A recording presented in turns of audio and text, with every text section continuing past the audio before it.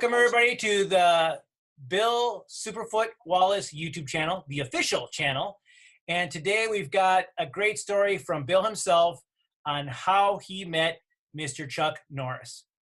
Bill, give us the story. You want? Oh, you want me to? Oh, okay. I'll tell you the story. I was in the United States Air Force. I came back from Okinawa, 1966, June 66, and I go to Norton Air Force Base in San Bernardino, California. I'm stationed there, my last year in the service.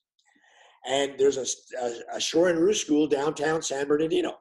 Mickey Janek and George Torbett were the instructors. So I went down there, got with them, started training there. At that time, I was only a brown belt, remember, because I only trained for like 6 months in Okinawa because of my knee and everything.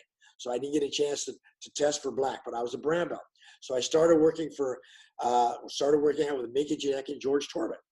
About, I would say, early January, we go to the school to work out, and Mickey says, "Hey, they're having a little mini tournament down in Pasadena, California." I said, "Oh, sounds fun." He says, "Yeah, it's at Ed Parker School." Now, I had no idea who Ed Parker was, Okinawa, So I said, "Oh, okay. You want to go?" And I said, "Yeah, I'd love to go." So I'm a brown belt. There's 3 or 4 of us, others that are brown belts. We go there with Mickey and George, and go to the Ed Parker School, and we're running all over the place, watching everybody. They're just moving around. It's like in Japanese, it's called a little shiai, little workout training center. Juji kumite type place. You just spar, move around with each other. And I started sparring with a lot of these black belts, having a blast. And Chuck Norris was there. Joe Lewis wasn't, but Chuck Norris was there. He had a bunch of his students. And evidently I sparred with a bunch of his students. They didn't know me and I didn't know them. And then, I didn't get a chance to talk with Chuck. And I go back afterwards and I said, who was their instructor? He said, a guy named Chuck Norris, who was national champion. I said, "Oh, wow. I wish I would have met him." And then go back, and this is in first part of January, February. I go to a tournament. And then in May, I think it was, there's a tournament in Las Vegas. I go to the tournament in Las Vegas. It's Chuck Norris tournament. So he puts on a tournament, and it wasn't huge, but it was a good sized tournament. And I took, I think, 4th place in the lightweight division, and still didn't get to meet Chuck yet. So we're going around and so forth. I'm out of the service June 9th, 1967. Air Force, I'm done. Thank you very much. So I'm going to drive home. And I said, well, heck, I had some guys that were driving back with me. He said, "Hey, why don't we drive up the Pacific Coast Highway, go up to Monterey, and come from Monterey right across I-80 to Indiana." Okay, we'll do that. So I'm driving taking I-10 towards Pacific Coast Highway. And some guy said, "Hey, Chuck Norris is having a camp." I said, "Where is he?" He said, "Someplace in Santa Monica." So I said, "Okay." So we ask around, and they said, "Hey, it's at this place right here." So it's at campgrounds. So we go to the campgrounds, and there's Chuck Norris over there, just sitting on the side talking with a bunch of guys. So we walk up, and I said, "Mr. Norris, my name is Bill Wallace. I was at your tournament in, I think it was May this last year, and had a blast." He said, "Oh, thank you very much. What's your name?" I said, "Bill Wallace." And he said, then he introduced me to all of his guys. There were a bunch of Koreans there that were doing seminars for him and so forth. But that's how we met. Very, very congenial. "Hello, how you doing?" And then I drive back. Stop, by the way, a little anecdote here. I go up to now 1967, June 1967. What's happening in Monterey, California?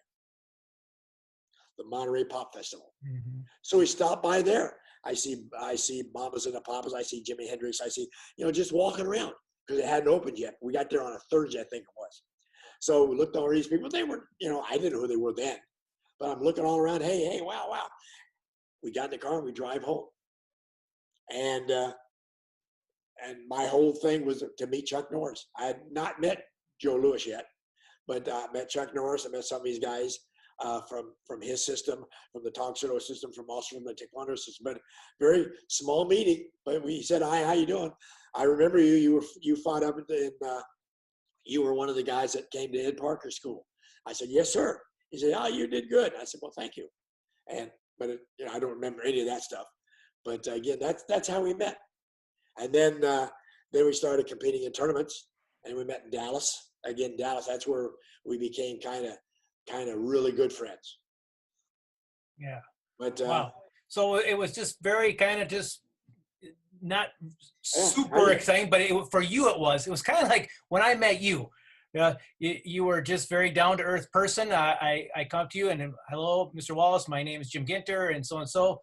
But for you, he was the national champion at that time, so you knew who he was. Yeah, and he was just like me. He just said, "Hi, how you doing?" And just like we were friends for weeks or friends for years, you might say, and just the nicest guy in the whole world. And then in '78, he comes by my school that I'm working for, Elvis Presley in Memphis, Tennessee.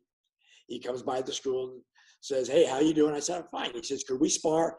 Now understand that I'm still the kickboxing champion, 1978. And he says, "Could we spar?" And I went, "Really?" He says, "Yeah, I'd love to spar with you." So we kick everybody out of the school. Everybody's gone. And he and I, for about an hour and a half, just beat the crap out of each other. I hit him, he hits me. We have a blast. And nobody will ever know what happened. Nobody will ever know who won, who, whatever. We had a blast. And afterwards, he said, "I'm doing a movie called The Force of One. I would like you to be the bad guy." The bad guy? I have too much fun to be the bad guy. He said, "Yeah, you'd be a great bad guy." So we want you to come out to LA, read for the part. I went out to LA, read for the part. They said, "You're perfect. You're going to do it." So that'll be a great story to talk about, or maybe our next video about how you did that movie with Chuck Norris. So basically, leading up until that time where he asked you where you guys sparred, and he asked you to be in that movie of his, you were more or less acquaintances and semi friends. Except in 1976, I'm in April. I believe it's April 1976. I'm in Las Vegas. I'm going to defend my title against a guy named Jimmy Polis. Now, this is still in its infancy. Kickboxing, full contact karate is in its infancy. So I was still training, but I didn't have people that were with me year round or 100% of the time. So I get to Las Vegas and I'm there. The fight's like today. And I'm sitting there, I'm ready to go. I'm not worried. And I said, "Hey, I don't have a corner man." And Chuck Norris was there.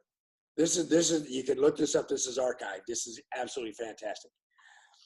Chuck Norris is there. Joe Louis is there. And Mike Stone is there to watch the fight. And I'm sitting in the dressing room. They come and wish me luck. And I say, "Hey, I don't have a corner man. Would you guys work my corner for me?" And they said, "Yeah, we'd love to." Now imagine this. The old guys. You have Chuck Norris, Mike Stone, and Joe Louis in your corner. How can I lose? Worse yet, what happens if I do? Yeah. But yeah, that's so we became. I would like to consider great friends.